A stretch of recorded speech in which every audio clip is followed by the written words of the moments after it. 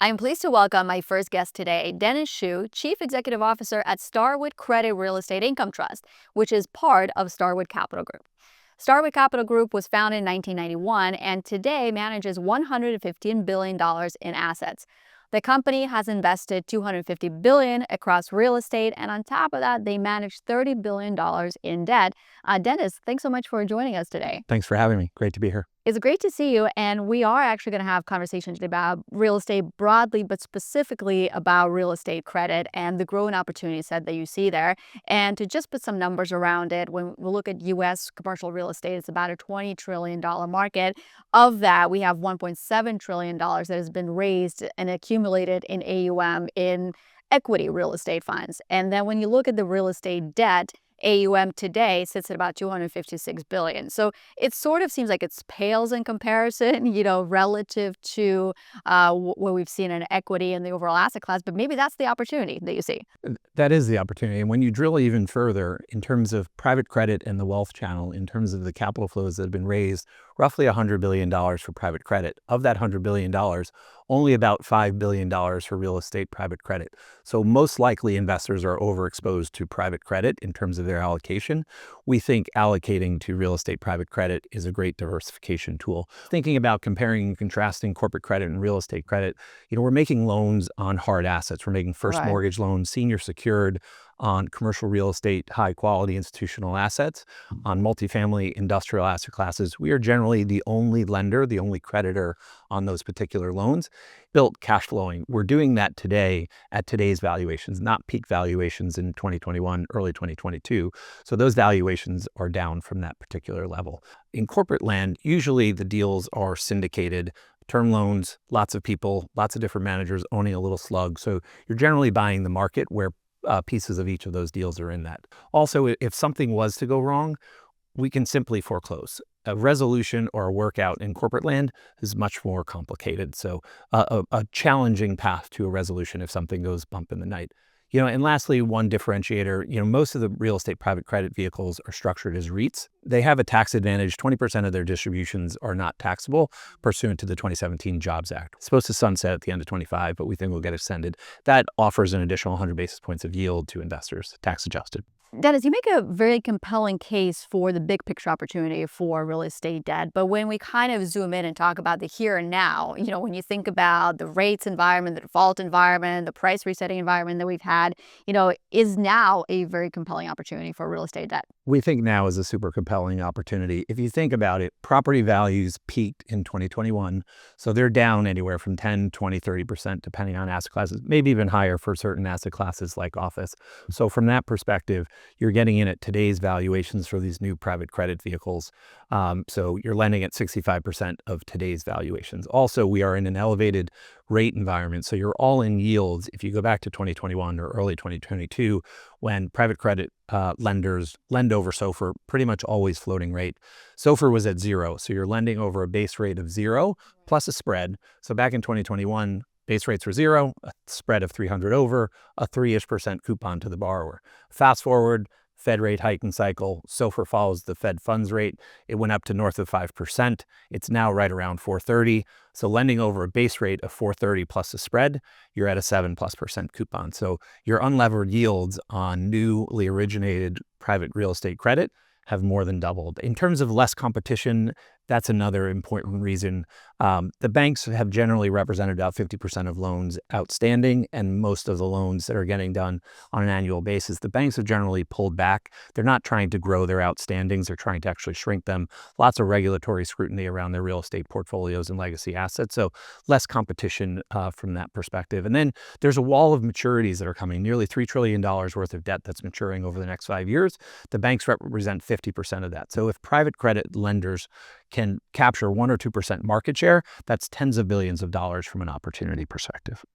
Yeah, and that has been the story, it seems like, for the last couple of years, that banks are pulling back and private credit funds are stepping in. And, I'm curious, why have we not heard more about commercial real estate defaults? And, is it because the issue is now behind us, or should investors still be worried about it before stepping into commercial real estate? There's lots of different strategies around real estate resolutions, and there is a lot of proverbial sort of kick the can down the road and working with borrowers on resolutions as various institutions build up reserves and address their legacy problems as a result of a material decline in valuation. Most of those issues are confined into the office sort of sector. So that's a challenge sector. COVID, work from home, technology advances, it's had a dramatic impact on the office sector. So still wood to chop there for sure.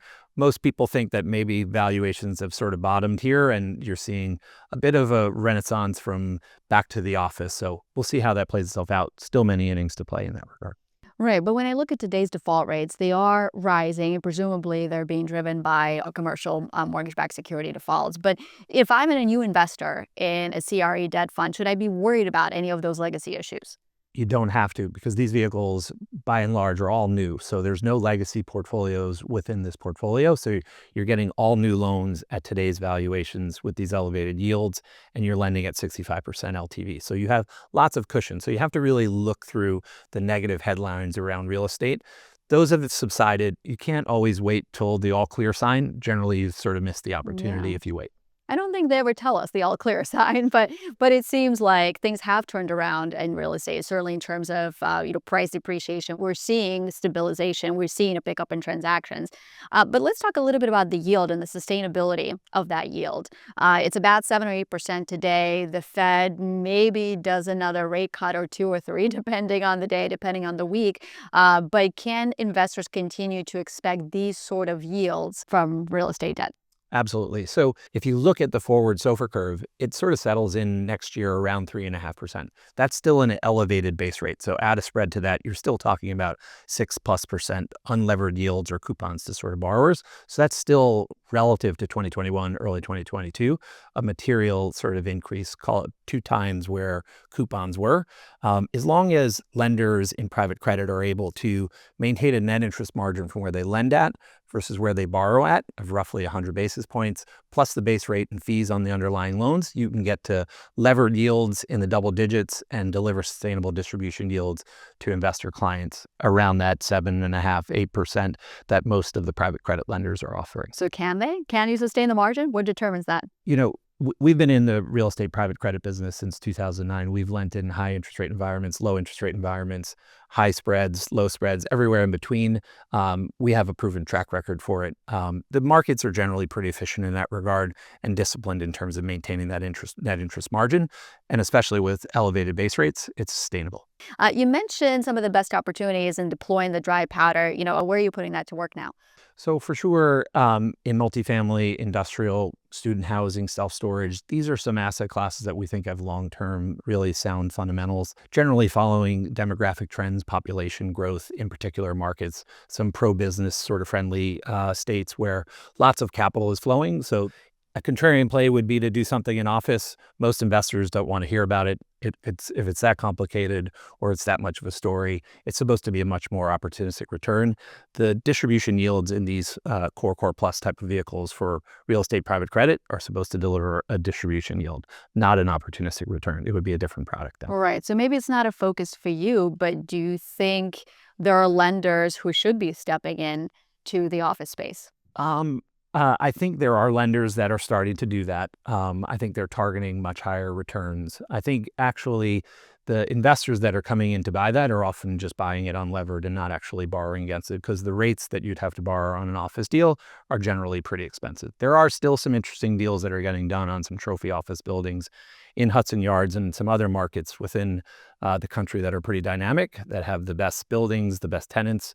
Those are getting done. They're still a challenge. There's lots of new building, lots of office space in Hudson Yards, but none of that seems to be vacant at this point.